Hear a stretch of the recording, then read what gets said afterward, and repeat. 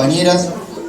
Bueno, mientras se terminan de acomodar los compañeros que van llegando, vamos a ir dando comienzo a la charla hoy con el compañero Marcelo Ramal, dirigente nacional del Partido Obrero Tendencia, de Política Obrera.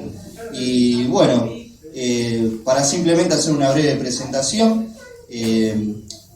asistimos, digamos, a una crisis de gobierno enorme desde la derrota de las PASO. Ahora asistimos a un empatanamiento completo de la negociación con el Fondo Monetario Internacional, que era la carta de juego que tenía el gobierno del binomio de los Fernández, justamente con la clase capitalista. Eso se ha visto empantanado. Y los trabajadores necesitamos dar una respuesta ante las sucesivas ataques, digamos, a las condiciones de vida, a las condiciones laborales, primero bajo el macrismo, luego en los primeros meses de los Fernández con la reforma previsional, y ahora justamente con todos los planteos de reforma laboral, de eliminación de las indemnizaciones, todos los avances que han hecho las patronales aprovechando justamente el ámbito de la pandemia, y obviamente la enorme cantidad de compañeros que han perdido la vida por la completa ausencia de protocolos de seguridad, de protocolos de higiene en las fábricas para poder garantizar la vida obrera. Entonces tenemos que luchar por una salida propia, organizarlo nosotros, los trabajadores. Ahí justamente arriba de la mesa está la Declaración Nacional de Política Obrera, con nuestro planteo del Congreso Obrero, que bueno, es uno de los debates, de las ideas que queremos volcar en la charla de hoy, y también invitarlos, antes de darle la palabra a Marcelo, a que algún compañero, si quiere colaborar para el sostenimiento del local, habilitamos un buffet acá al costadito, se acerca, hay torta frita, café, un poco de té, algunas empanadas, torta, lo que quiera para acompañar la charla y el debate. Así que bueno, ahora sin otro preámbulo, le damos la palabra al compañero Marcelo Ramal.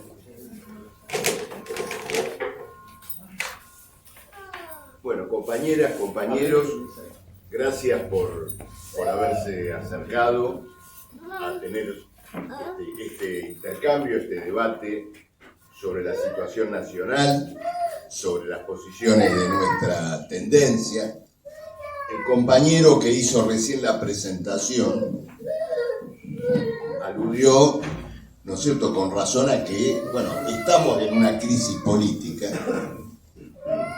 pero me quiero detener, digamos, para que, si las palabras tienen algún sentido, bueno, darles ese sentido.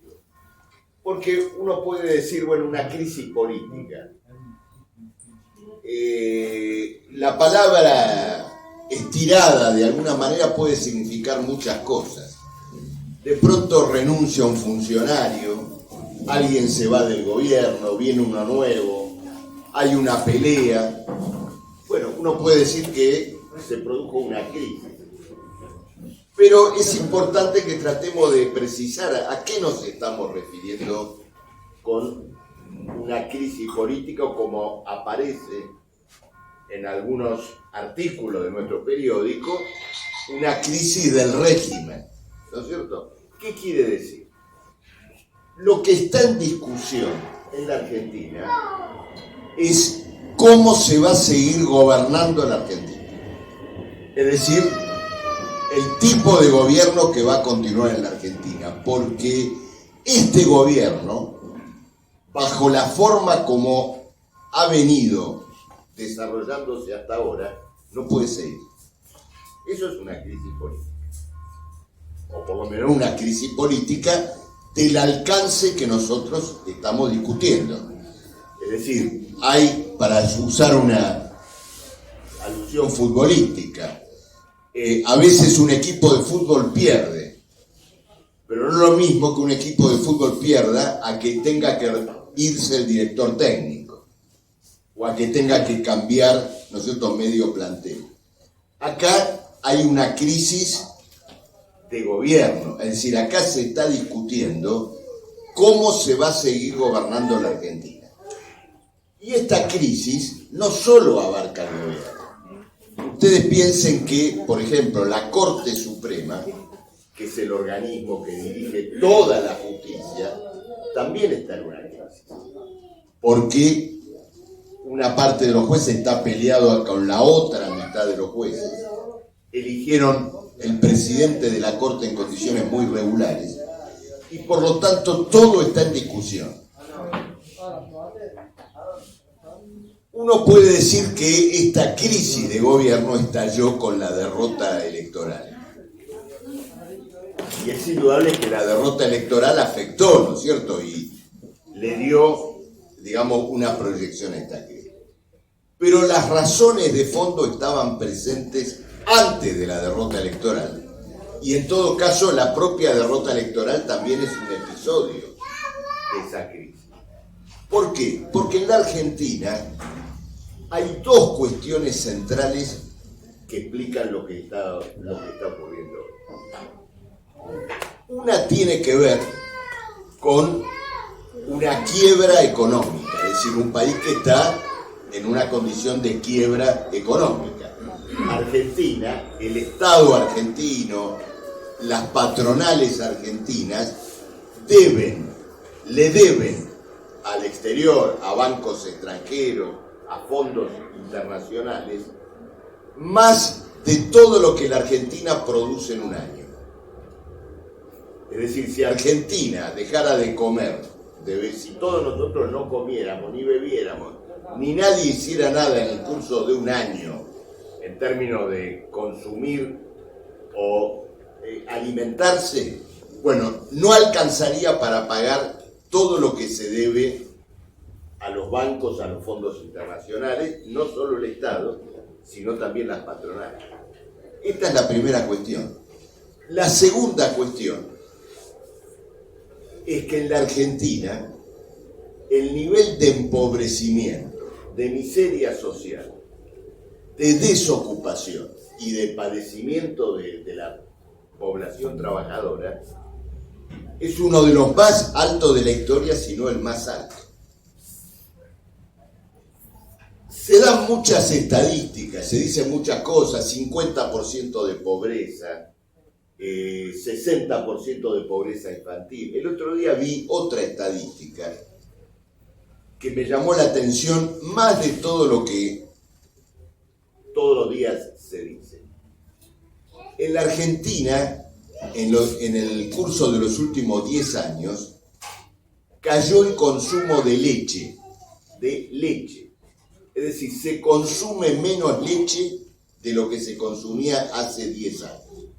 Y ustedes piensen que, bueno, todos lo sabemos perfectamente bien, una familia puede renunciar a darse un pequeño lujo, a comprar un alimento, a comprar otro, pero trata de asegurar que no le falte la leche para los hijos.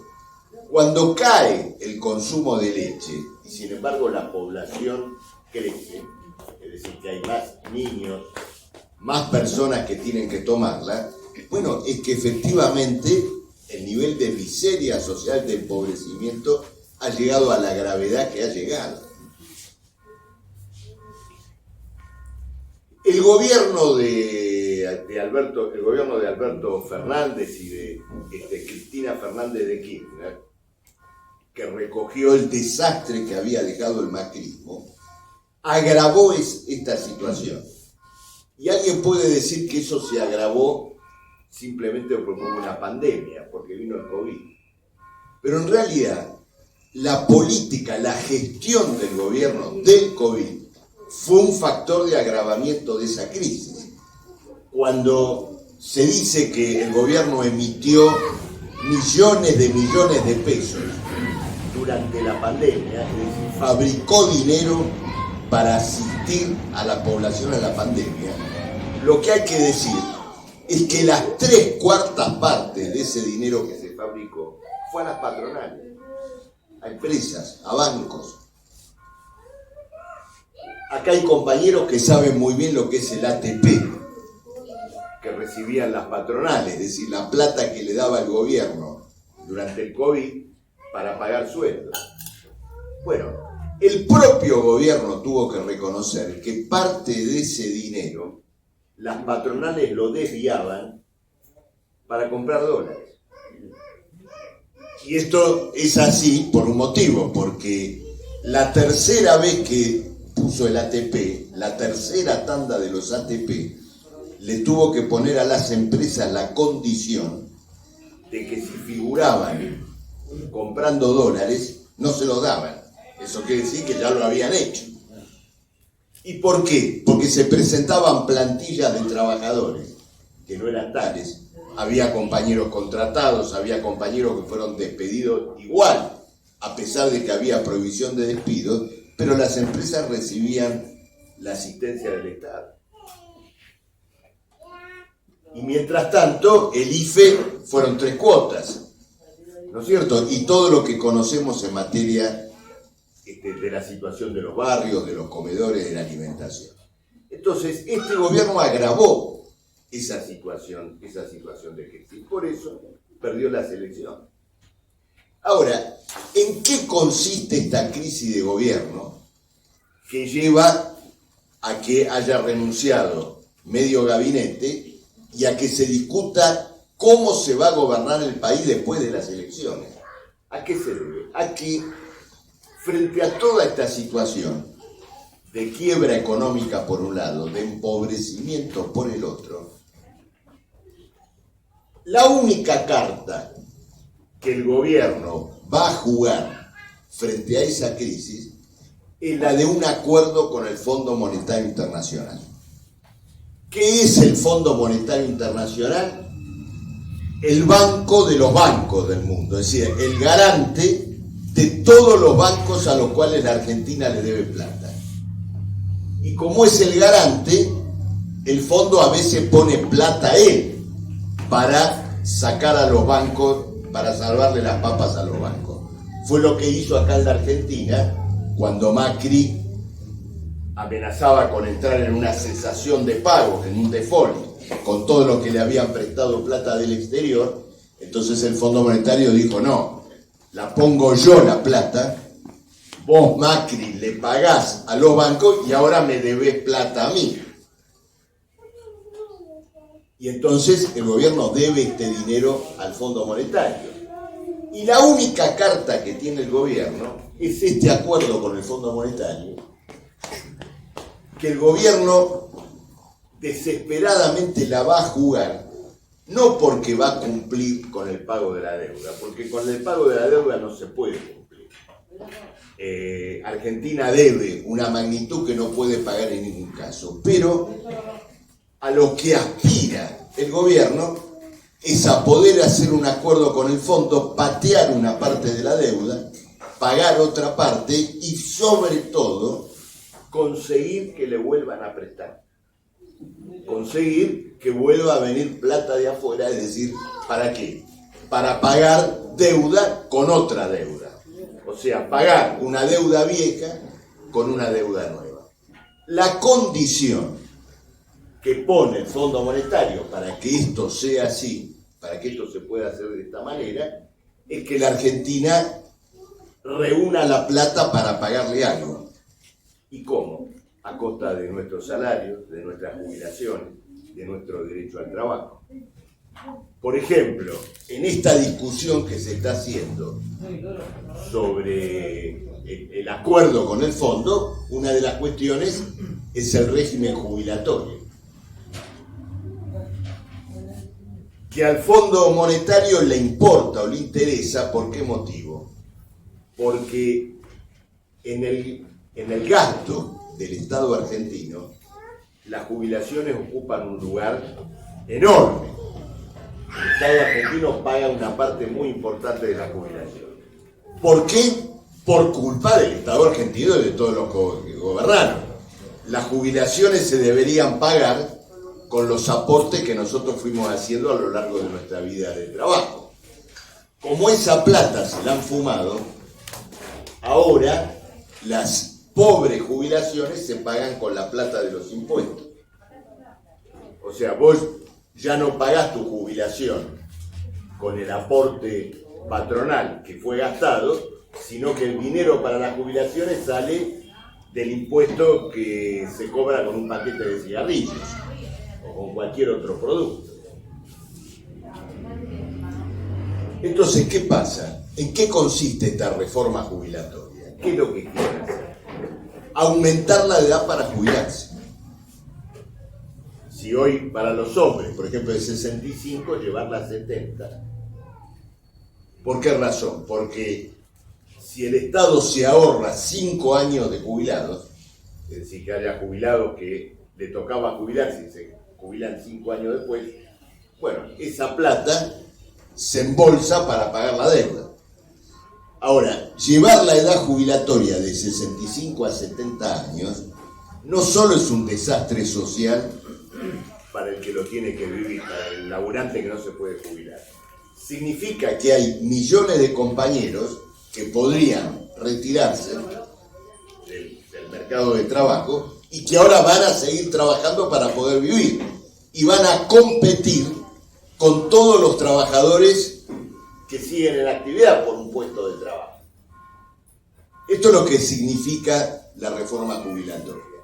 En esa discusión también hay una discusión sobre la reforma laboral. Cambiar las leyes laborales. ¿Y qué es lo que se quiere cambiar? Bueno, el punto más importante, el derecho a la indemnización por despido. Eliminar la indemnización por despido, que hoy es un mes por año trabajado, y reemplazarla por un seguro de despido.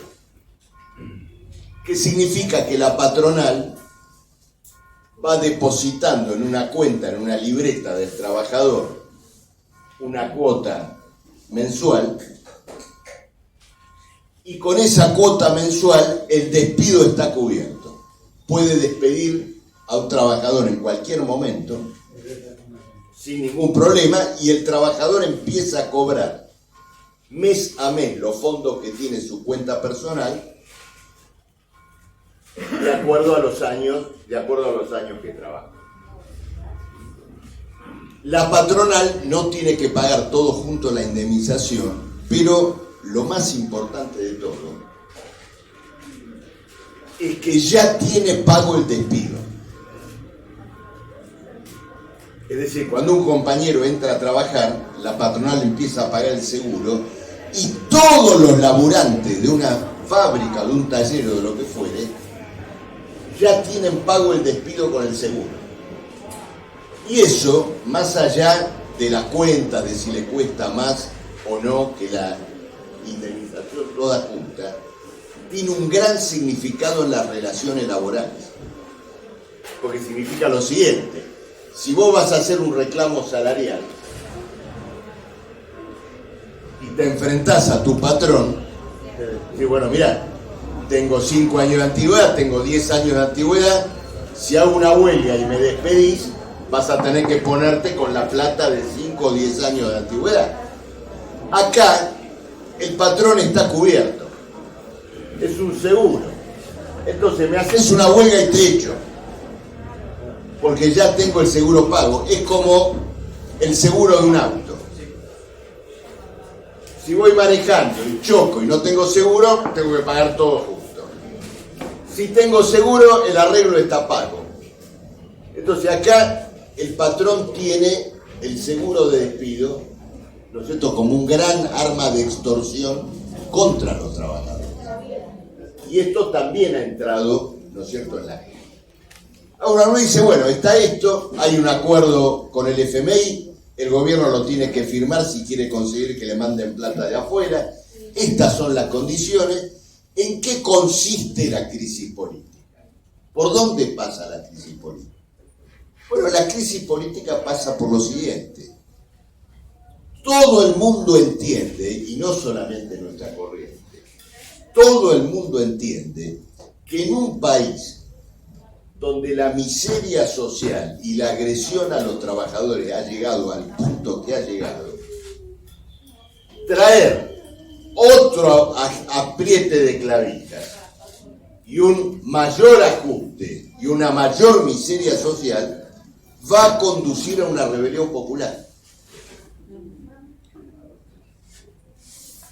Y entonces, todos los del gobierno quieren avanzar en este plano y al mismo tiempo, es decir, quieren avanzar, están obligados a ir a un acuerdo con el FMI y al mismo tiempo saben que el acuerdo con el FMI lo va a llevar a un choque irrevocable con la clase trabajadora.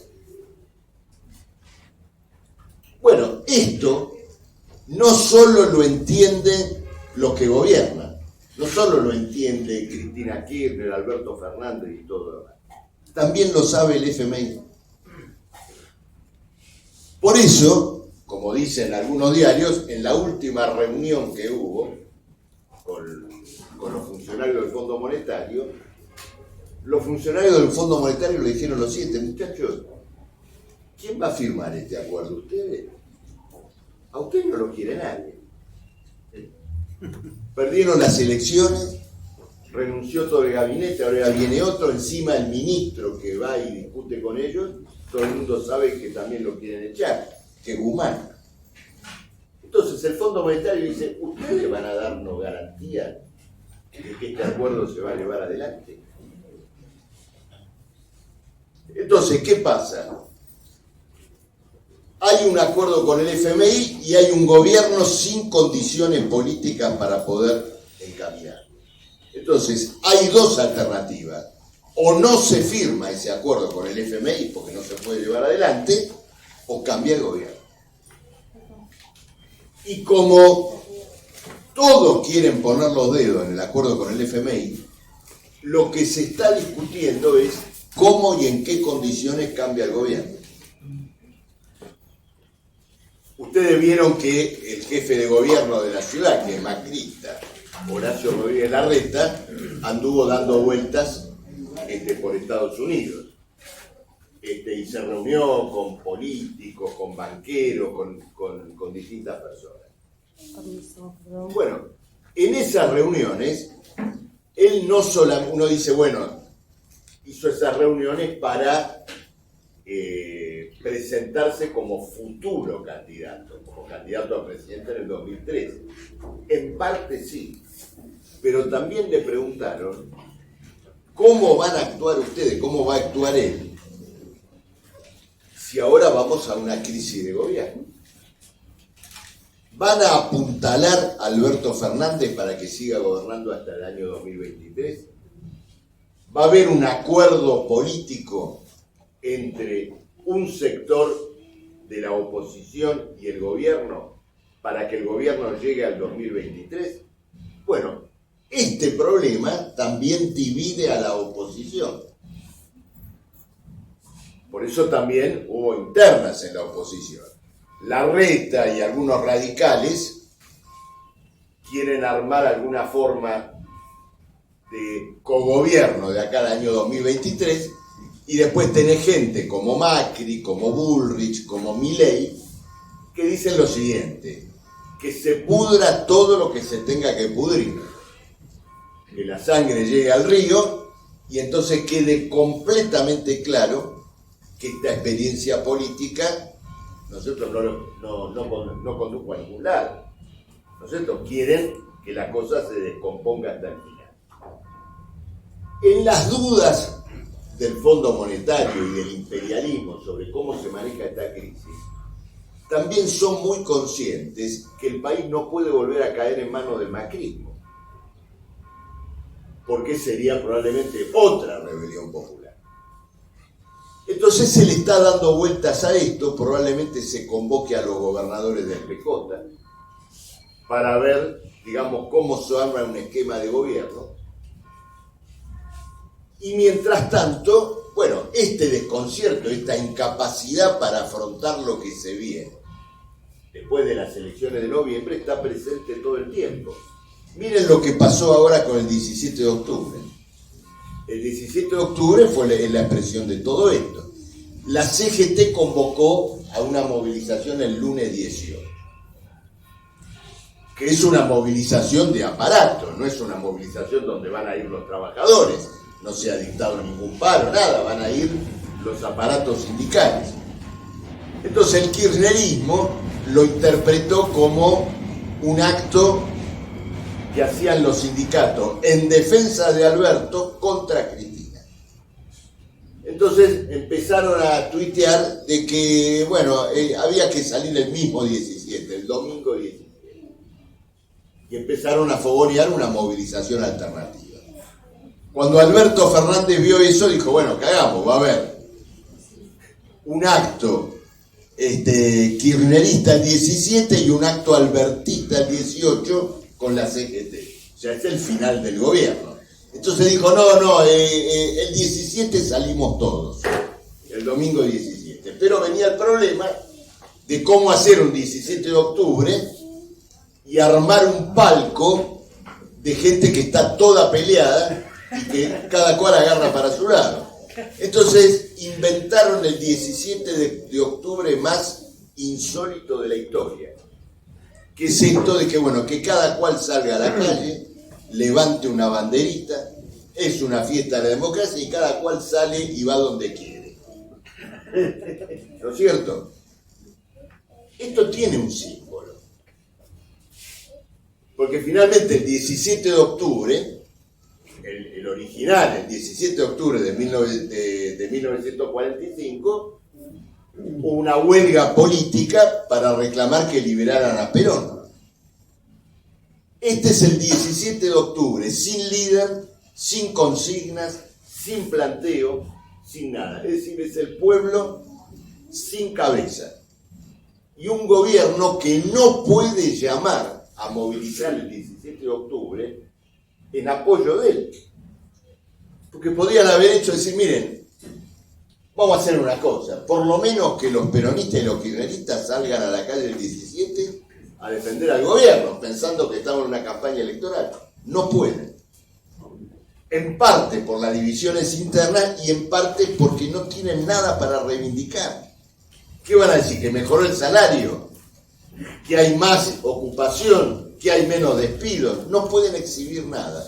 Entonces vamos a un 17 de octubre increíble, donde la gente sale a la calle y es como un cuerpo sin cabeza.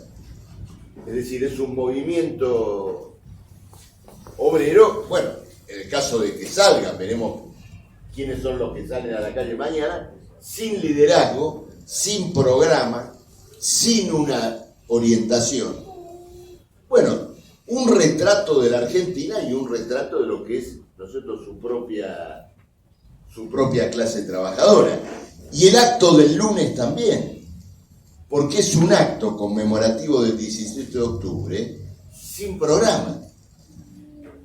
En un país donde hay gremios que firmaron por el 35% y hay una inflación anual del 50%, la CGT hace un acto el lunes sin plantear el aumento de salario y la reapertura de las paritarias.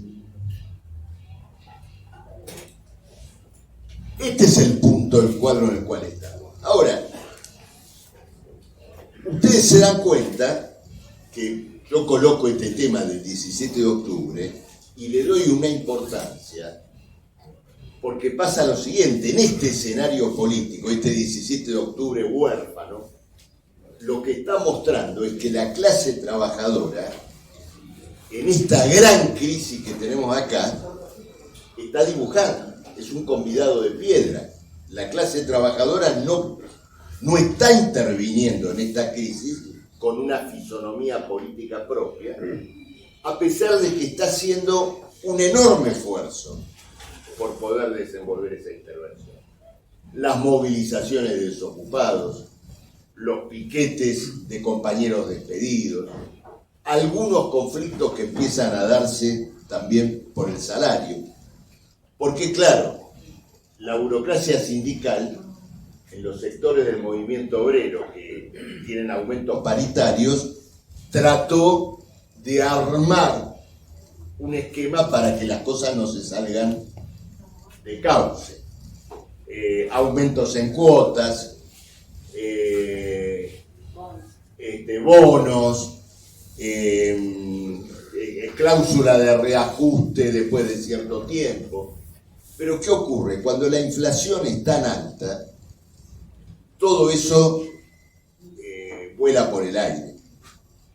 ¿Por qué? Porque cuando te toca la reapertura, cuando te toca la nueva cuota, cuando te toca la reapertura, la inflación ya te comió los dos aumentos anteriores.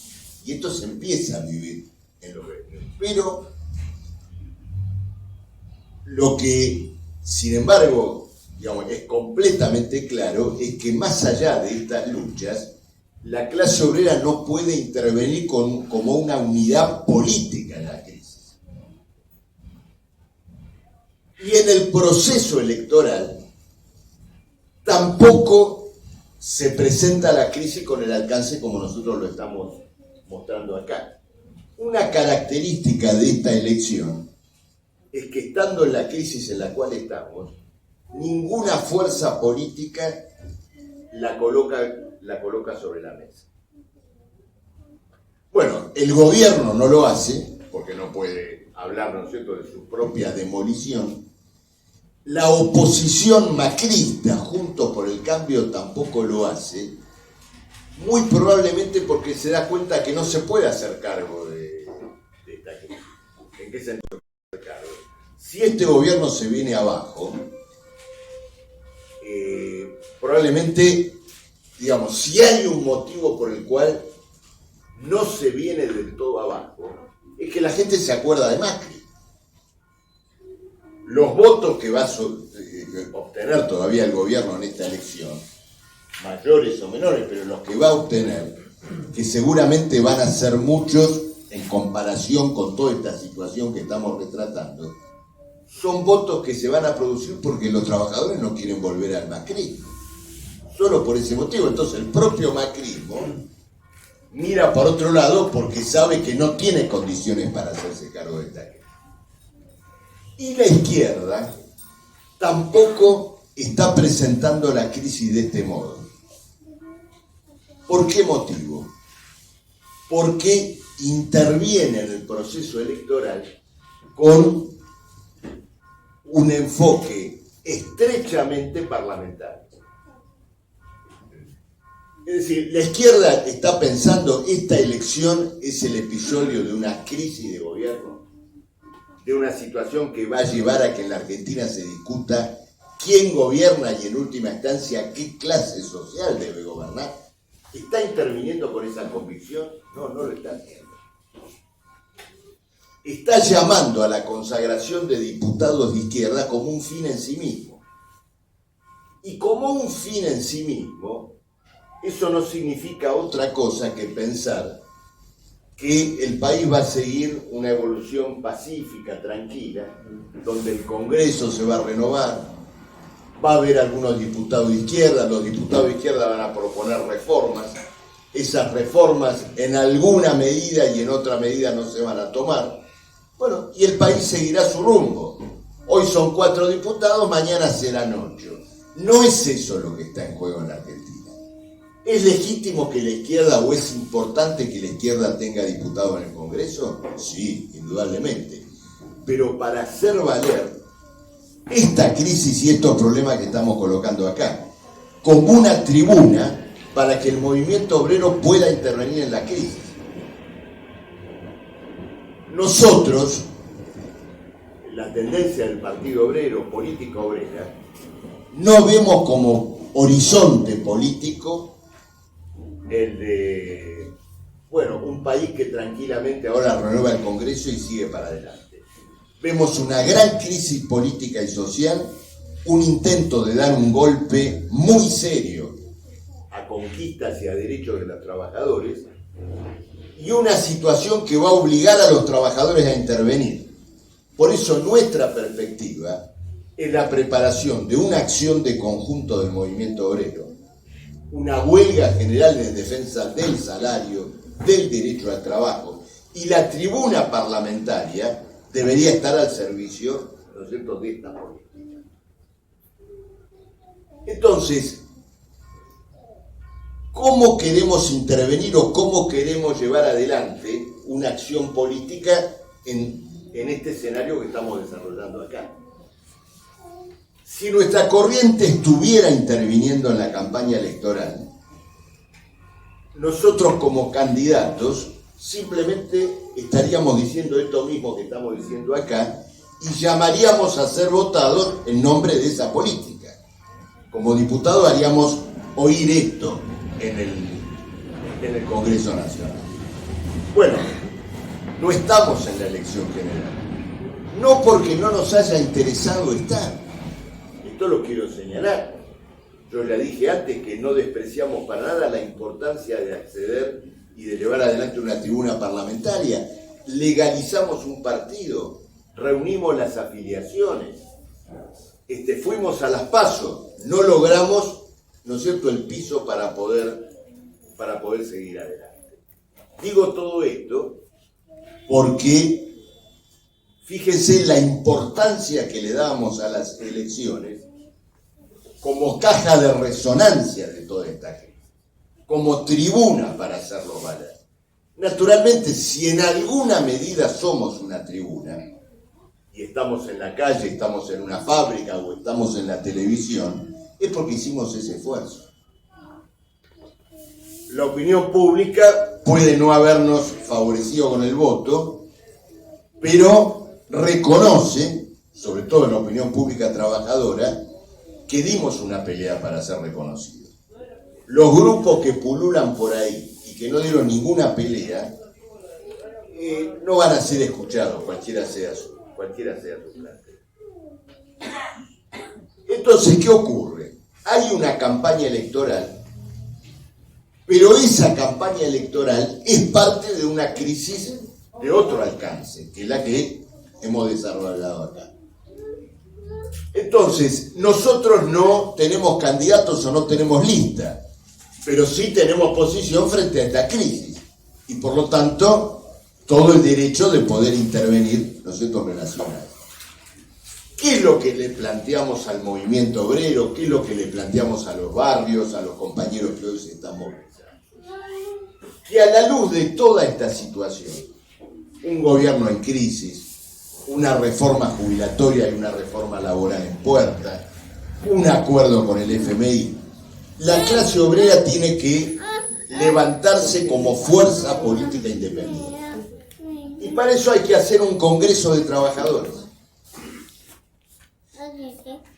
La CGT no lo va a hacer, porque la burocracia de la CGT está completamente entregada a la política oficial. Miren, cuando se privatizaron las jubilaciones en los años 90 y se armaron los grupos privados de jubilación, los sindicatos se asociaron a los bancos para formar las AFJP. Entonces, los grandes capos sindicales, los gordos de la CGT, eran socios de las AFJP con los bancos. Esta es la zanahoria que le van a dar ahora a los dirigentes sindicales para eliminar la indemnización por despido. ¿Por qué? Porque el seguro por despido, en lugar de la indemnización, es un negocio financiero. Se arma una cuenta, hay fondos de los trabajadores acumulados, entonces van a agarrar, por ejemplo, Unión Ferroviaria. Puede decir, mirá, viene un banco y le dice a Unión Ferroviaria, te propongo un negocio. Armemos la cuenta de seguro de despido. Ustedes ponen los laburantes, tienen todo el padrón, nosotros manejamos los fondos de la cuenta. Entonces la burocracia sindical está preparando los negocios que se vienen con la próxima reforma laboral. Entonces son los trabajadores que en cambio están en la lucha los que tienen que tomar en sus manos la tarea de preparar un congreso obrero. Este planteo del Congreso Obrero significa luchar por una unidad política de los trabajadores. Hay trabajadores que van a votar al gobierno, otros van a votar al macrismo. Cuando todo esto ocurre, los trabajadores no tienen una unidad política. Reunirse en un congreso, votar un programa y votar un plan de lucha, un plan de acción, sí es forjar una unidad política en función de reivindicaciones muy importantes que están planteadas hoy. Entonces, un congreso de trabajadores, por ahora, es un propósito, es algo para propagandizar, para discutir y convencer a dirigentes y a luchadores del movimiento obrero. Pero nos da a nosotros como tendencia una ruta de trabajo. ¿Por qué? Porque esto comienza a constituirse desde abajo, a través de pequeñas reuniones, plenarios de compañeros de un gremio, de varios gremios, donde discutamos en primer lugar las reivindicaciones de ese lugar, salarios, despidos, situaciones vinculadas con las condiciones laborales, y luego decimos, bueno, saquemos una declaración, un pronunciamiento, y en ese pronunciamiento incluimos la necesidad de que todos los trabajadores que luchan puedan agruparse en un congreso. Bueno, indudablemente un congreso obrero, un verdadero congreso obrero, no depende de nuestra voluntad. Pero todos los pasos que nosotros demos en ese objetivo y con ese método significan un desarrollo de nuestra corriente. Porque estamos conquistando compañeros y estamos conquistando trabajadores sobre la base de explicar que tenemos que unirnos, resolver un programa y tomar en nuestras manos una crisis que nadie va a resolver por nosotros. ¿Quién la va a resolver? ¿Aníbal Fernández? ¿Mansur? ¿Algún gobernador del PJ que pongan de presidente si todo esto se va al carajo? Eso es lo que se está cocinando. Es decir, nosotros tenemos que explicar el valor de mostrar la crisis política, es decir, compañeros, se está cocinando a espaldas de los trabajadores una salida a esta crisis que va a ser negativa para nuestros intereses. Entonces los trabajadores tenemos que tomar en nuestras manos no solo nuestras reivindicaciones, sino la propia cuestión política y preparar una lucha, unirnos en los distintos sectores donde hoy se está luchando y sobre esa base empezar una acción, empezar una campaña. Entonces, esta es la manera como nosotros estamos encarando este momento de la situación política.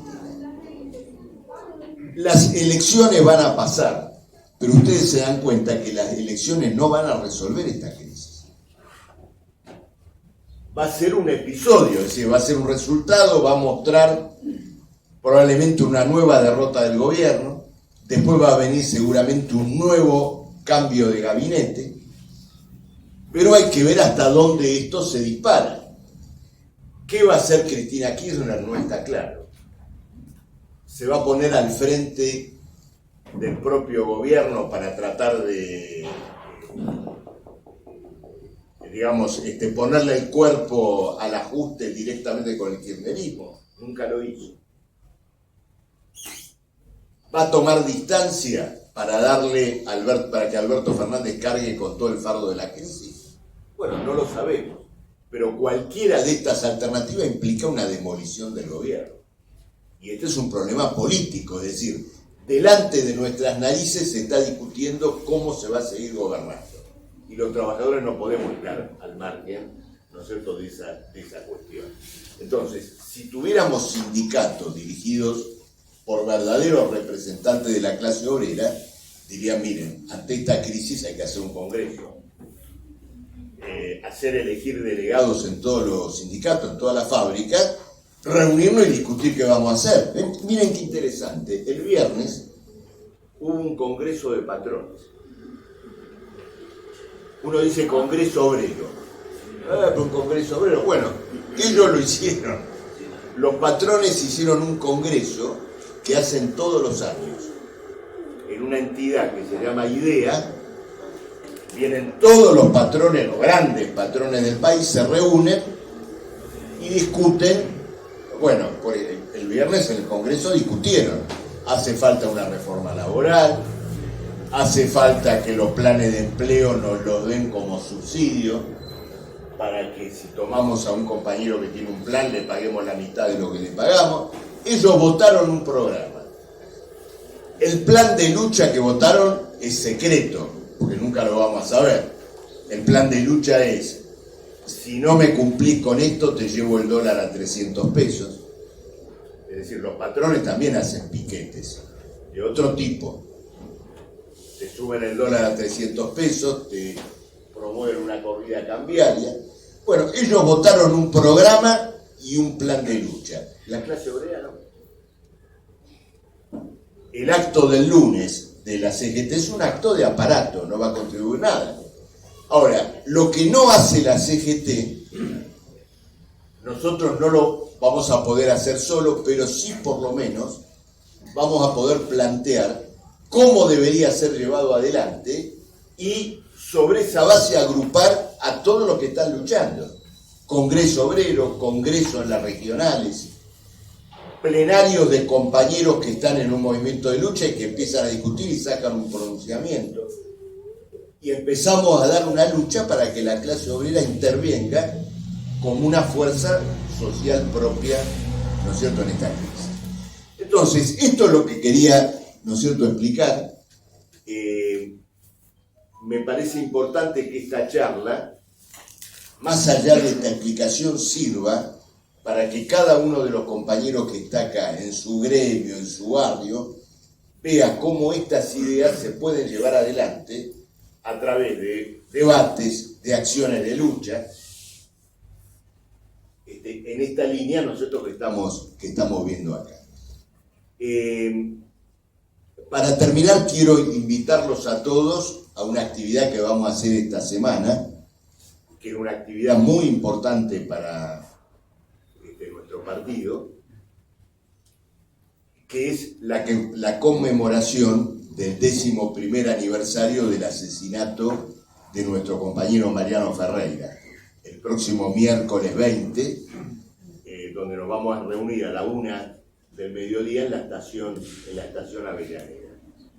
Mariano era un compañero de nuestra juventud, justamente de acá, de la zona sur de Avellaneda, que fue asesinado, ¿no es cierto?, por un grupo de barra bravas, contratado por la patota ferroviaria de Pedraza, por luchar por la efectivización de los compañeros tercerizados del ferrocarril.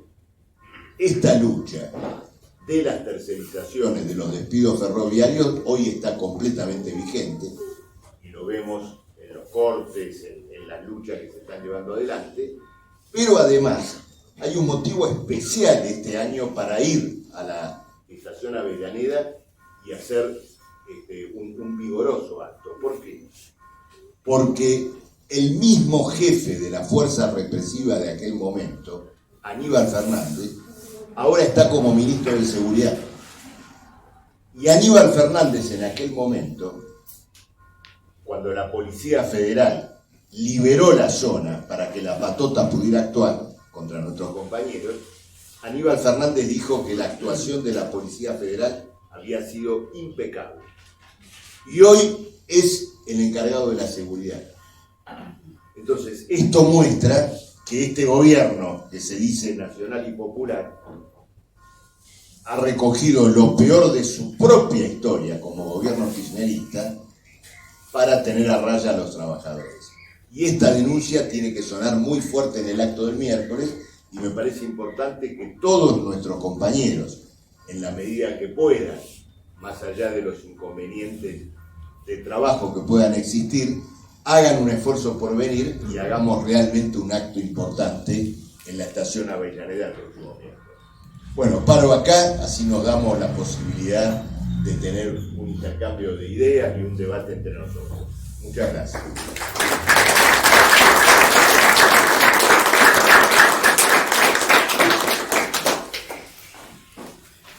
Bueno, compañeros, como decía Marcelo, ahora vamos a dar una oportunidad a abrir el micrófono a algún compañero que se quiera acercar, hacer algún planteo, alguna pregunta, además, sobre la exposición de recién. Bienvenido. Después, sigue el buffet acá abierto, algunos compañeros ya estuvieron comiendo algo, pidiendo algo para tomar, así que los invitamos a los que aún no se animaron, nos acercaron, a que pasen a colaborar un poco con el sostenimiento de acá de nuestro Centro Cultural y Político, justamente Mariano Ferreira. Así que dejo abierto por si alguien quiere pasar.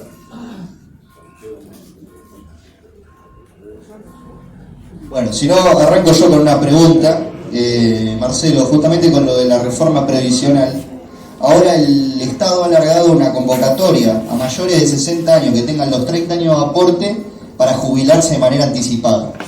Y entonces ahí, me había surgido como una duda de, justamente si la reforma jubilatoria busca extender la incorporación en el trabajo, el mantenimiento del trabajo 5 años más, el Estado larga esta convocatoria de jubilaciones anticipadas, siempre y cuando tenga los 30 años de aporte. Pero bueno, para ver cómo, capaz si había algún hilo fino ahí para atarlo justamente al problema de la reforma jubilatoria y bueno, la extensión de la edad de jubilación.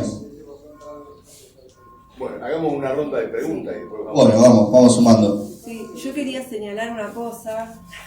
Bueno, está bien. Quería señalar algo porque, dos cosas en realidad que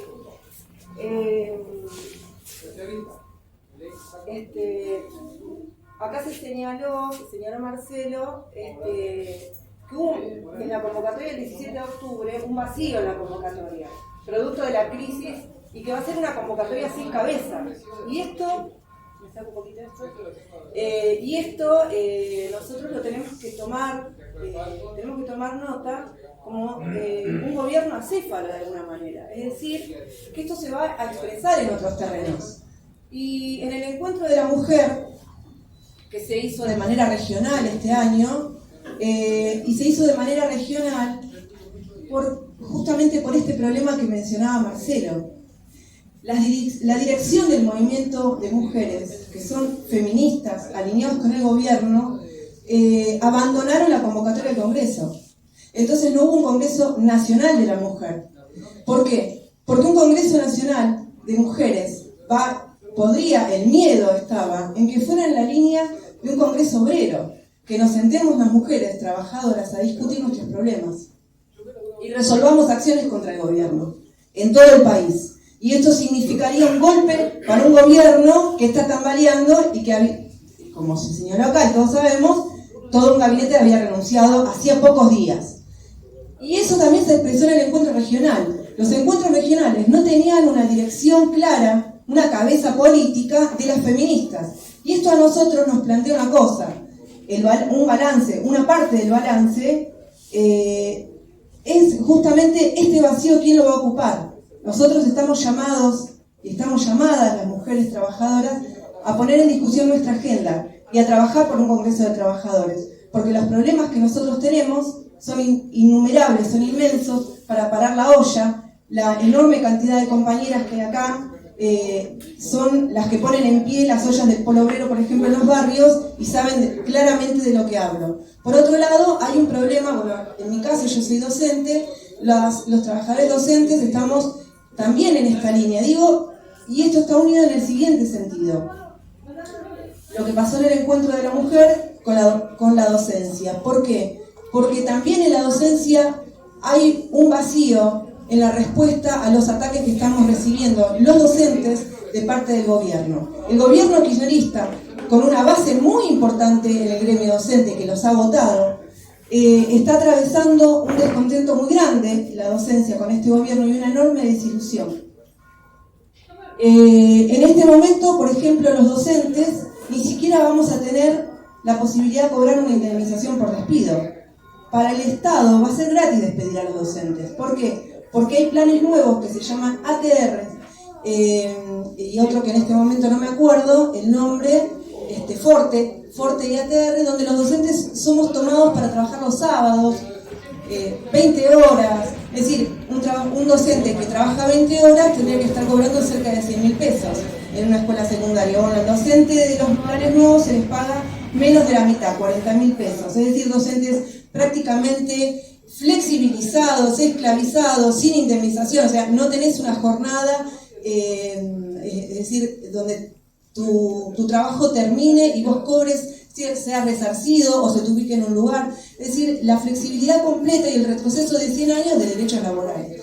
Todo esto lo que planteo es que nos abre un campo de discusión, tanto con las mujeres del movimiento de mujeres trabajadoras, como en la docencia por un Congreso de Trabajadores. Está planteada al orden del día la necesidad. Nosotros llevamos el pronunciamiento que sacamos desde Política Obrera al gremio docente. Lo empezamos a girar y un docente por día fue firmando el pronunciamiento de Política Obrera por un Congreso de Trabajadores, por un Congreso obrero. En Varela estoy mencionando. La mayoría de esas compañeras son kirchneristas y han votado a la Celeste y han votado a Fernández, pero están en esa desilusión y dicen, che, hay que convocar un Congreso obrero. Y están de acuerdo y les pareció muy bien esto. Nada más.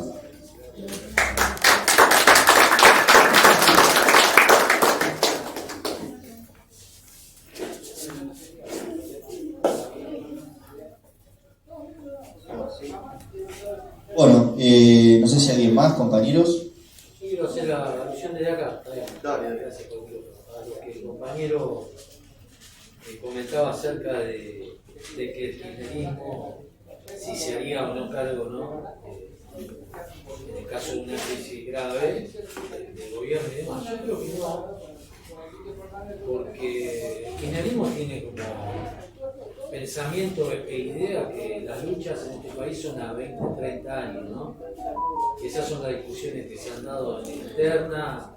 Yo he planteado muchas veces esto como ex compañero militante de la campo y demás, donde decía esto, ¿no? O sea, sí, las luchas son a 20 años, pero la gente cagada de hambre. O sea, ¿costilla de qué son esos 20 años? Porque no se termina nunca de dar la lucha y las peleas definitivas que hay que dar. Y bueno, eso quería comentar esto porque creo que esa es un poco la idea del kirchnerismo, y está acallado esperando, pensando en el 2023 con Kicillof o quizás más adelante, porque creo que piensan de esa manera, tiene esos planteos.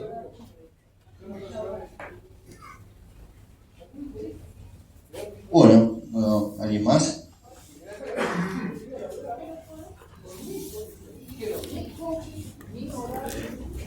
No, Marcelo, ¿te parece? Hacemos...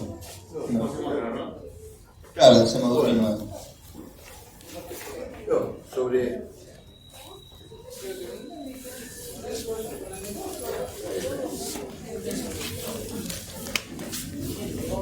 algunas cosas que dijeron los compañeros. Bueno, este tema de la jubilación anticipada. Miren, primero, esta medida del gobierno es una medida de alcance muy reducido, porque toma en cuenta a compañeros que no es fácil encontrar. Es decir, la condición con la cual un compañero es alguien que en este momento esté despedido, tenga 60 años y tenga efectivamente 30 años de aporte.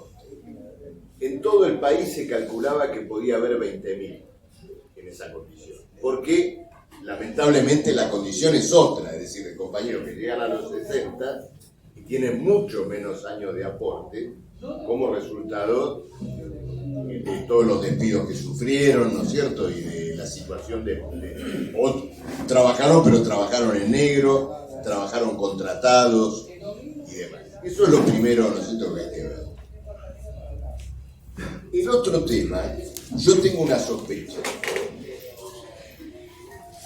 porque los compañeros que están en esa situación,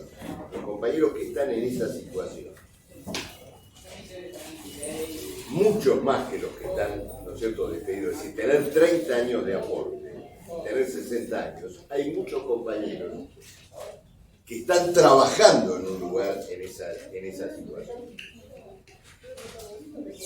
Y a los cuales las empresas les ofrecen retiro voluntario para sacarlos antes del momento de la jubilación. Entonces yo una duda que tengo con este tema es si esto no es una trampa para financiarle después a las empresas los retiros voluntarios. ¿Por qué? Porque se dice lo siguiente, que le anticiparían la jubilación al compañero que al 30 de junio de este año registre estar despedido. Pero después se dice que este régimen va a durar 2 años, que esto se va a extender durante 2 años. En esos 2 años, ¿se va a mantener la fecha del 30 de junio? ¿O después la corren? Vamos a suponer que después te dice, bueno, se corre al 30 de junio del 2022. Entonces viene una patronal y le dice a un compañero, mira, renuncia ahora, te van a dar la jubilación dentro de 3 meses, cobrás una jubilación desde ahora, no tenés que esperar a los 65, y con ese anzuelo te paga un retiro voluntario muy inferior al que hubiera tenido que pagar. Tengo la duda de si esto no termina enganchando, ¿no es cierto?, con una cosa que... Ahora, el otro tema interesante de esto es que muestra que la política capitalista va para cualquier lado. Es decir, se debate en un callejón sin salida. ¿Por qué? Porque el motivo por el cual armaron esta jubilación adelantada es por la situación de desocupación. Dijeron, bueno, vamos a darle el 80% de una jubilación a una cantidad de gente a ver si con eso alivianamos la masa de desocupados. Ahora, si después extienden la edad para jubilarse, van a ir en el sentido contrario, exactamente en el sentido contrario. Entonces, esas idas y vueltas demuestran que realmente no... El problema de la desocupación masiva, de la situación de indefensión del trabajador jubilado o del trabajador jubilado adulto, no lo pueden manejar. Esto en relación a este punto. Quería, bueno, ya que no se ha hecho otra pregunta, pero compañeros se han referido a la crisis política. Quiero que se entienda bien una cuestión. Cuando nosotros presentamos toda esta situación de peleas por arriba, de que hay un gobierno que no va a poder seguir gobernando como hasta ahora, lo que estamos queriendo mostrar y presentar es esto que yo dije antes, de una crisis que se está calentando y se está cocinando a espaldas de los trabajadores y donde los trabajadores tenemos que intervenir. No hay que confundir esto con, yo no lo dije tampoco, pero quiero aclarar, con una crisis sin salida. Es decir, de que este gobierno se estrella solo como se estrella un tren contra una estación terminal. Porque no existen las crisis sin salida. Alguna salida le van a encontrar. Si renuncia el presidente, renuncia el vice, se reunirá la Asamblea Legislativa, colocarán a un gobernador del PJ, le van a buscar una salida. Miren, hoy leía en el diario que la burocracia sindical está discutiendo la reforma laboral. Y la está discutiendo, ¿saben con quién? Con Rodríguez Larreta. ¿Por qué? Porque él la tiró en la campaña, los últimos días de la campaña Paso, y porque a lo mejor es el futuro presidente. Entonces, ¿qué fue lo que le dijeron? Mirá, nosotros no podemos vender esto adentro. Este es un buzón invendible adentro de los sindicatos. Eliminar la indemnización y todo eso. Pero hay que avanzar de otra manera. Hay que avanzar gremio por gremio y lugar de trabajo por lugar de trabajo. Porque la flexibilidad hay que armarla en los propios lugares de trabajo, calladitos, y no con una gran bambolla. Es decir, que ya empiezan a discutir el tema. Entonces, a todos se le busca una salida, lo que está claro que es una salida negativa para los trabajadores. Entonces, nosotros somos un partido, es decir, luchamos por el poder político de la clase obrera. Entonces, el salario, la agenda de los despidos, todos los problemas que vemos cotidianamente, se concentran en el poder político y queremos que nuestros compañeros, que los trabajadores, vean las cuestiones que se están debatiendo, ¿no es cierto?, en el campo del propio poder político. Esto es lo que me parece importante ver, porque seguro que le van a buscar una salida. Y si los trabajadores no pueden intervenir con su propia salida, bueno, se va a imponer una cuestión de tipo. Por eso, y de acuerdo a la circunstancia política y a los ritmos de esta crisis, nosotros vamos a colocar el planteo de una asamblea constituyente. Porque una asamblea constituyente es una instancia de discusión electiva, digamos, de todo el país, que discute el régimen político, social y económico de una manera integral. Es decir, es un planteo de poder político. Los únicos que llamarían a una verdadera asamblea constituyente soberana sería un gobierno propio de los trabajadores. Y esta es una cuestión que, de acuerdo a los ritmos de la crisis, la vamos a tener que ir colocando y demás. Pero ellos, en ausencia de una salida de los trabajadores, van a buscar armar los parches, ¿no es cierto?, que pueden constituir. Y en relación a esto que vos decías, de que la Cámpora dice que, ¿cómo era que dijiste? Que esta es una lucha de 20 años. Bueno, ya tuvieron los 20 años.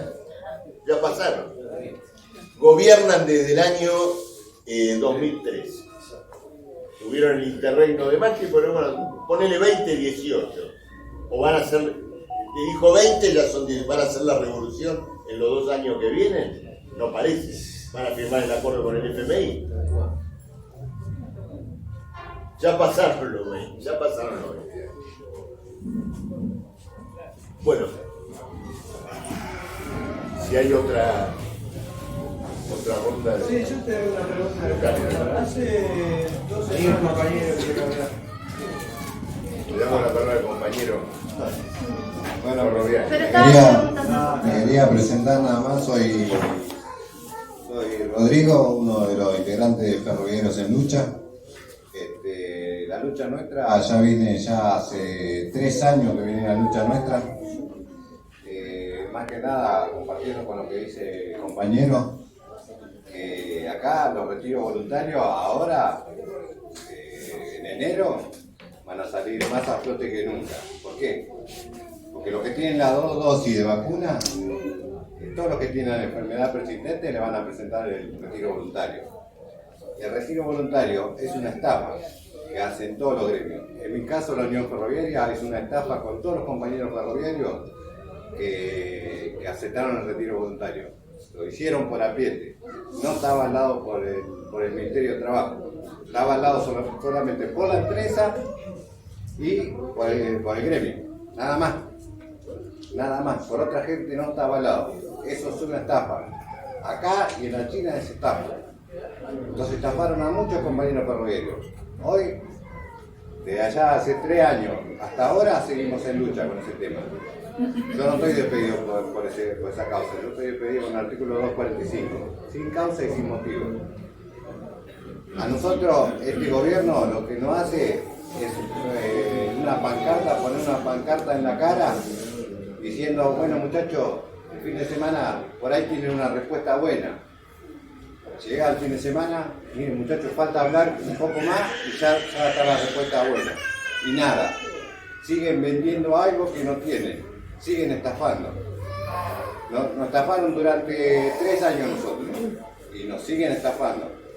Por eso todo esto que hicieron ahora de la grieta, yo sé que hay una grieta grande, pero de la grieta, todo lo que hizo el gobierno es solamente una novela, una mentira, para dejar en velo a la gente, al pueblo, a todos, dejarlo callado en la boca y estarlo sentados mirando y esperando a ver qué va a pasar. ¿Qué va a pasar? ¿Qué va a pasar? Una semana, 10 días, así nos tienen, esperando. Hasta que el pueblo no se dé cuenta y salga a las calles como tiene que salir verdaderamente, va a pasar tiempo todavía. Pero esto tiene que nosotros, yo, él, todos los compañeros, hacer correr la bolilla de lo que está pasando realmente. Porque nosotros lo vivimos en carne propia.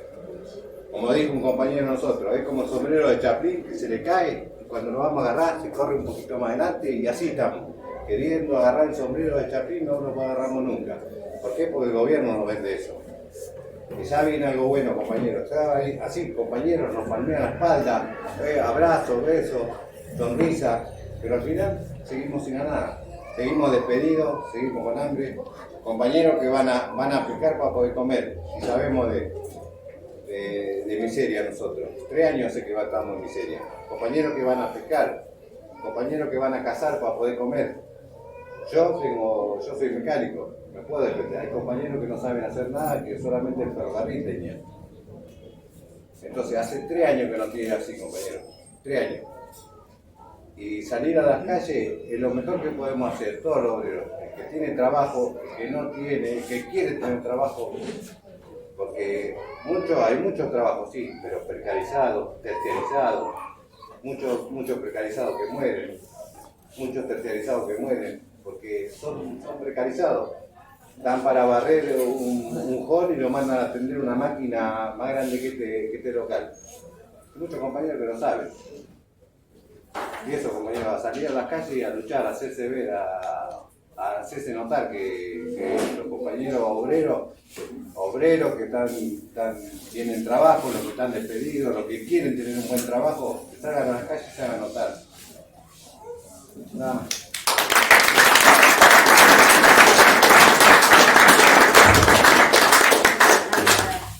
Bueno, ahora sí. Sí, hace más o menos unos 15 días Estados Unidos entraba en default, según los medios. Y bueno, lo han podido pilotear por lo visto. Si Estados Unidos entra en default y tiene todos estos problemas para afrontar su crisis, ¿cómo nos repercute a nosotros?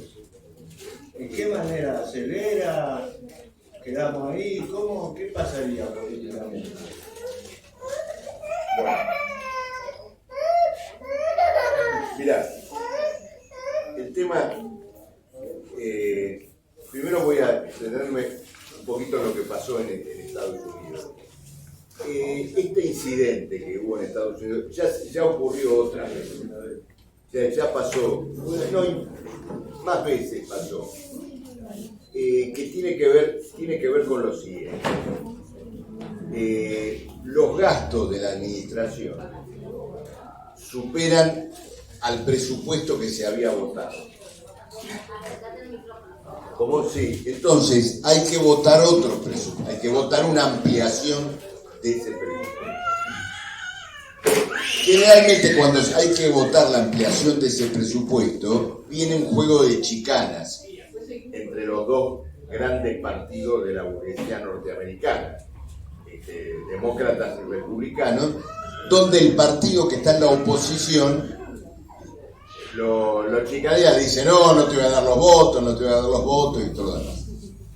Entonces, la cuerda se estira así hasta el límite, al punto que ya pasó en otras oportunidades que el gobierno anuncia el cierre de la administración pública. Es decir, dice lo siguiente, bueno, muy bien, no hay cierra el gobierno. Es como si acá la municipalidad de Quilmes dice, bueno, cerramos, la municipalidad de Quilmes ya está cerrada, no importa. Pero digamos, cuando se cierra todo y dice, no podemos porque no hay plata, no podemos sostener y todo. En el límite, me acuerdo de la Universidad de Quilmes porque la intendenta vive en todos los actos públicos de todo tipo que se hacen en todo el país. Uno la puede ver en cualquier lado, en todos lados. Pero bueno, fuera de esta chicana limeña, lo que te digo es lo siguiente, Colo, que esto ha pasado otras veces y tiene un componente, ¿no es cierto?, de chicana, en el sentido de decir, bueno, muy bien, no me das los votos en el Congreso para ampliar el presupuesto, cierro el gobierno. Y esto es lo que llaman el default, ¿no es cierto? Como que el Estado entra, ¿no es cierto?, en colapso. Lo que ocurre que en esta oportunidad el tema tuvo un condimento especial, tuvo un condimento particular que tiene que ver con lo siguiente. Primero, con que el déficit en esta oportunidad rajaba las paredes por todo lo que había gastado el gobierno con la pandemia y todo lo que tiene previsto para subsidiar a los capitalistas yanquis. Entonces, ese era un componente importante que agravaba la crisis. El segundo elemento es el elemento golpista, porque en esta oportunidad los que estaban del otro lado no dan los votos, es lo que al menos una fracción de ellos habían protagonizado aquel golpe al Capitolio. ¿Te acordás cuando Trump no quería renunciar? y fueron diciendo acá se pudre todo, es decir, llevaron adelante un golpe. Entonces, en esta oportunidad tuvo un componente como que iba en serio, ¿no es cierto? Como que, ¿no es cierto?, la cosa se ponía, digamos, es decir, que podía llegar a producirse una crisis política, con perdón de la expresión, de la rejustísima mano, ¿no es cierto? Es decir, que de pronto dijera, bueno, no te daron la voto, entra en default, ¿no es cierto?, y todo lo demás. Sin llegar a ese extremo, y ahora voy, digamos, a la respuesta a tu pregunta, que es muy interesante. Ocurre lo siguiente: en esta presión, yo te mencioné dos factores, uno político, del elemento golpista, y luego que el nivel de gasto de la administración norteamericana es gigantesco. Entonces, ¿qué pasa? En esto hay una presión también de sectores del capital financiero que están tratando de que el gobierno norteamericano gaste menos plata, contenga la emisión de moneda para evitar una gran inflación internacional y eventualmente una crisis financiera como resultado de eso. Si ese propósito se logra, Estados Unidos va a frenar la actividad económica, va a subir los intereses de los fondos que se depositan en Estados Unidos para financiarse, no con la maquinita, sino chupando capitales de distintos lugares del mundo. Es decir, vos tenés que gastar plata. O le das a la maquinita, que es lo que está haciendo Biden, o lográs que alguien te preste. Para que alguien te preste, tenés que ofrecerle un interés atractivo, o sea, darle una retribución al dinero. Si le das un interés atractivo, uno que está en Brasil especulando en Brasil o en Argentina, dice, saco la plata de Argentina y me la llevo a Estados Unidos. Si esa tendencia se afirma, vas a tener sobre la crisis que ya tenés en la Argentina el condimento de una crisis internacional. Es decir, que a todos los factores de crisis que hay acá le vas a agregar uno, que es, digamos, una salida de capitales porque aumentaron los rendimientos de la plata colocada en Estados Unidos. Es lo que pasó en enero del 2018, acá con Macri, cuando empezó la debacle de Macri. Por este motivo empezó. Porque, ¿qué es lo que logró Macri? Macri logró que viniera a la Argentina una cantidad de capitales especulativos y con eso sostuvo el tipo de cambio, sostuvo, digamos, las reservas internacionales, los pagos de la deuda, pero cuando en Estados Unidos hicieron un movimiento para subir la tasa de interés, esos capitales se fueron por ese motivo, porque obtenían más plata allá, y por otro motivo también. 15 días antes de ello, fue el 18 de diciembre del 2017, la huelga activa contra las jubilaciones, aquella rebelión, bueno, todos nos acordamos, y entonces dijeron lo siguiente: en Estados Unidos no solo la plata rinde más, sino que nos vamos de un país donde se quiere hacer una reforma jubilatoria y una rebelión popular. Entonces, este es el significado que tiene ese movimiento allá. Lo que te demuestra, mirá, te voy a dar otro dato. El gobierno está sentado sobre una olla a presión.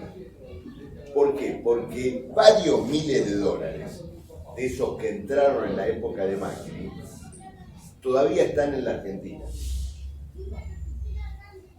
de fondos internacionales muy importantes que todavía están colocados en la Argentina. Esos fondos están negociando una salida gradual con el gobierno, que consiste en lo siguiente: el gobierno le dice, mirá, no salgan de golpe, porque salir significa, ellos están acá, quiere decir que tienen plata en pesos, colocadas en distintas, sobre todo en la deuda pública argentina en pesos. Salir significa que venden esa deuda pública, compran dólares, chao, se terminó. Si esos fondos compran los pocos dólares que hay en la Argentina, se terminó el gobierno. No tiene para venderle los dólares suficientes para que puedan salir. Entonces, hay una especie de pacto con el gobierno, que consiste en lo siguiente. Déjame ir comprando dólares de a poco y el resto lo pongo acá, en la Argentina, si me das un rendimiento atractivo. ¿Y cuál es el rendimiento que le da el gobierno argentino? Le da títulos de deuda que se ajustan o con la inflación o con el movimiento del dólar. Lo cual te muestra que cuando acá los capitalistas protestan por la inflación, lo único que les preocupa es si los laburantes, a raíz de la inflación, van a hacer un reclamo salarial. Porque los capitalistas con la inflación están totalmente cubiertos. Los especuladores financieros, toda la plata que tienen la tienen ajustada con el índice de precio, con el índice de inflación. Si la inflación es 3%, pasan a tener un 3% más. Si la inflación es un 10%, pasan a tener un 10% más. Mientras se mantenga eso, hacen compra de dólares hormiga a través de diferentes mecanismos. Ahora, si esa situación se altera, van a buscar salir de golpe. Y este factor internacional está ahí, está latente. Bueno, te agradezco la pregunta porque pudimos desenvolver esto. Yo tengo Vos hiciste los cursos de introducción al capitalismo de Marx. Me parece que, sí, ¿no? Sí. El capital. El capital. Me parece que sería bueno, así como hay una especie de Altamira responde, por ahí estos videitos que son herramientas no de videos, para que tengan que ver con los conceptos económicos que son complejos y que son muy importantes de entenderlos, y que si yo me quiero poner a entender, no sé, estos libros, ¿no?, que son complejos, está bueno ver los videos porque sirven y hacen un camino. Por ahí no sé, capaz generar en nuestras redes, ¿no?, en Política Obrera o en YouTube, hacer capaz videos o que nos prepares algún cursito, o videos y ese tipo de cosas. Vamos a hacer, de formación. Estamos trabajando con algunos compañeros para armar la Universidad Obrera y hacer este tipo de cursos, ahora con una ventaja respecto del pasado, que es esto que voy a decir de los videos. La pandemia nos acostumbró a las clases por Zoom, a las clases por internet, entonces podemos hacer algunas actividades presenciales y otras virtuales, llegar a todos lados, que los compañeros lo puedan ver, ¿no es cierto?, por video, bueno, y darle un desarrollo a eso. Pero sí, estamos pensando en eso para el verano.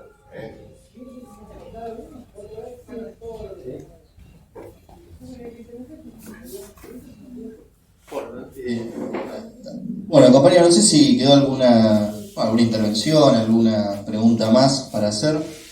Sí, yo quería hacer una consulta, una observación que me parece que está bueno, que el problema del Congreso Obrero, que estamos planteando política obrera, la tendencia, que se corresponde con la situación, por todo lo que explicaba vos, pero que además responde a un fenómeno que hay por abajo de organización, de lucha del movimiento obrero en toda la fábrica, y que me parece que lo novedoso de esto, porque la clase obrera argentina es muy luchadora, es que hay lo que se podría llamar una falta de respeto a la burocracia que es muy grande.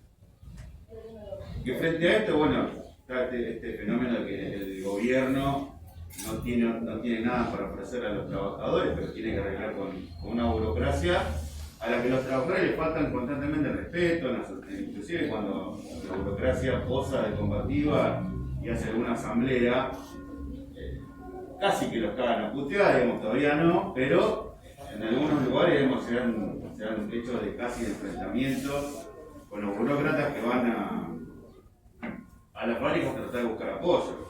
Tuvo el fenómeno, bueno, hace 2 semanas se movilizó una fracción de la UON de Avellaneda contra la dirección oficial y fueron a buscar a trabajadores a un par de fábricas y no pudieron llevar a nadie. Al Bárbara Gutiérrez le ha pasado, bueno, acá están los compañeros que van a Erika del Viño, le ha pasado que le han puesto los puntos al Bárbara Gutiérrez en la propia asamblea. Bueno, un fenómeno que se desarrolla en un montón de lugares. La asamblea, la UOM, es un lugar donde hay mucho conflicto. Entonces que el planteo de nuestro Congreso responde también a ese fenómeno, que está muy bien. Reivindico que ya le vamos a hacer esta campaña que está empezando, ¿no? Que por ahí parece, como se dice, que va a contramano del resto de la situación política, porque está todo el mundo metido en la campaña electoral. Y en este punto donde la izquierda tendría que jugar un rol, elige pelearse con Milei. Entonces, en ese punto me gustaría que vos puedas hacer alguna reflexión sobre este fenómeno. El otro día en el debate que hubo de los candidatos a capital, el frente de izquierda, bueno, Miriam Bregman hizo el eje prácticamente de la delimitación con Milei, no con los representantes de los partidos que están gobernando. De todas maneras hay un crecimiento del sector de ese candidato obviamente capital, pero que la izquierda está metida en ser la tercera columna dentro del resto. Me parece que estaría bueno una reflexión sobre por qué la izquierda está jugando este papel, digamos, en esta situación, y cuáles obviamente son todos los límites que tiene eso. Mira, sobre este tema que mencionás de la izquierda, ¿no es cierto? Y de este intento de polarización con Milei. Acá hay dos cosas que tenemos que examinar. Más cerquita. Hay dos cosas que tenemos que examinar. Primero, está lo que vos decís. Milei, tendríamos que ver, tratar de precisar qué significa. En lo sustancial, en lo fundamental, Milei es una expresión de la desintegración del macrismo. Yo la vez pasada vi un video de un dirigente del grupo de Milei, de uno de los de la mesa chica de Milei, que decía lo siguiente. Él cuenta de cómo llegó con Milei y dice, mira, yo estaba con Patricia Bullrich. Estábamos armando intervenir en las PASO de Juntos por el Cambio. Y Bullrich arregló con Larreta y nos traicionó. Lo dejó en banda y todo demás. Entonces, casi reconocía que, la manija Milei venía, ¿no es cierto?, de un ala del macrismo. Pero, el proceso político y el poder político está colocado, en primer lugar, en el gobierno, el que va a llevar adelante el acuerdo con el FMI, y luego la oposición macrista, incluso el macrismo que está buscando arreglar con al menos un ala del propio gobierno. Lo otro es una expresión de la crisis que todo ese bloque de oposición ha tenido. Pero esto que estoy diciendo no deja de ser una caracterización. Yo, si viene un compañero y me dice, no, mira, la situación política se está polarizando. El macrismo y el kirchnerismo no van a ningún lado, y entonces se está formando un polo de ultraderecha y un polo de ultraizquierda. Y esto se va a dirimir entre Milei y nosotros. Bueno, yo le digo, mirá, le estás dando una envergadura a Milei, estás presentando a Milei como a Hitler en 1932. y nosotros vendríamos a ser, ¿no es cierto?, el Partido Comunista Alemán, ¿no es cierto?, de aquel periodo. Pero no deja de ser una caracterización. Si alguien piensa así, yo lo que le voy a pedir es que actúe en consecuencia. Entonces que diga lo siguiente: si tiene que debatir con el fascismo, y es el fascismo, digamos, la expresión de la descomposición capitalista, le voy a oponer el socialismo. Yo le voy a decir, mirá, vos sos una expresión putrefacta de una sociedad que se ha venido abajo. Esta sociedad se ha venido abajo y está pariendo una salida como Milei. Nosotros a esto le oponemos la dirección de la sociedad por parte de la clase obrera, el socialismo y el gobierno del trabajo. Yo la crítica que le hago a la izquierda que hoy está postulándose a elecciones, vos mencionaste el debate del otro día, no es tanto el problema de la caracterización, de que caracterice, de que Milei es esto, no es tanto esto,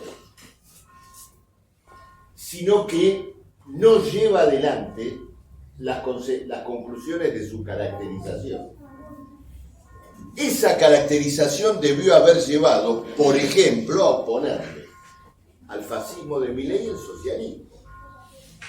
Y decirle a la población, al electorado, miren, esta sociedad se derrumba, nos va a gobernar Milei, no, bueno, ponele que crees que nos va a gobernar. Bueno, si está la posibilidad de que nos gobierne Milei, compañeros, hay que luchar por un gobierno del trabajador. Ahora, yo no le voy a oponer a Milei las libertades democráticas, es decir, la defensa de los derechos humanos, porque el régimen político y social formalmente defensor de los derechos humanos se ha venido abajo. Entonces, este es el problema que me importa. Bueno, cuando uno ve todo este problema, ¿a qué conclusión llega?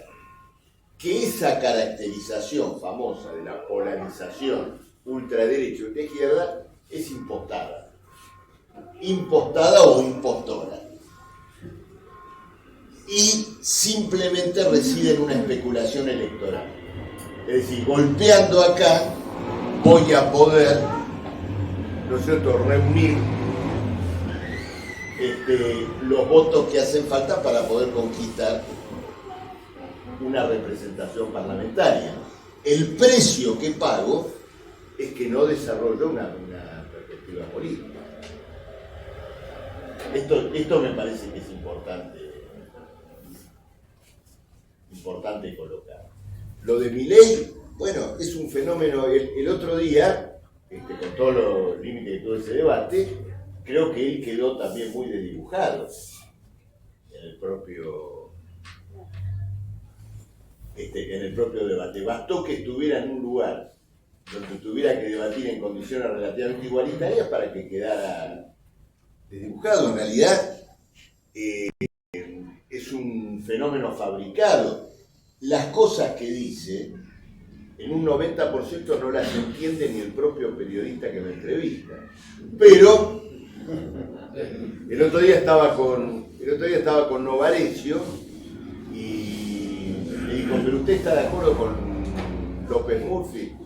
Le dice, no, porque él sigue los lineamientos de Chicago y yo estoy más en la escuela austríaca. Y Novarecio, que le podría haber gustado, le había dicho, escúchame, hablamos en castellano. No, le dijo, claro, sí, lógico.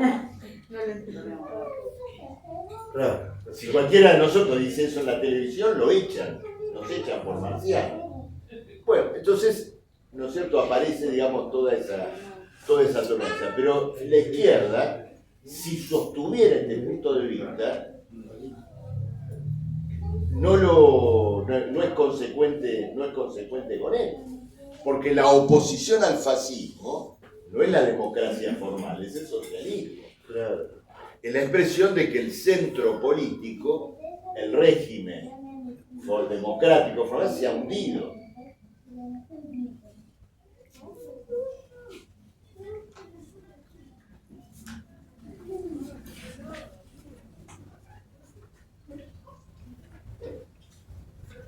Lo que sí es importante ver que estos sectores libertarios intervienen desenvolviendo un planteo de poder político, es decir, presentándose como alternativa.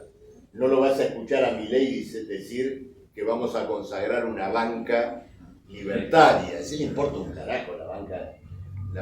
Se presenta con un planteo de poder político y la izquierda no.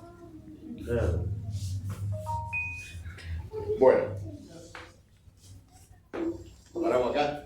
Miramos acá. Bueno, bárbaro. Bueno, estaba primero así.